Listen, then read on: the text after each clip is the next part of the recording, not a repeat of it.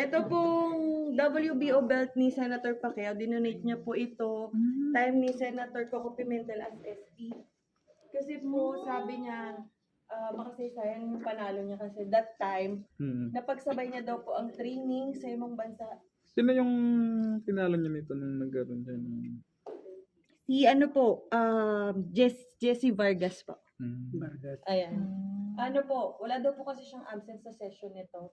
Kahit habang nagtitraining siya. Kaya parang naging memorable sa kanya. Kaya dinonate niya po.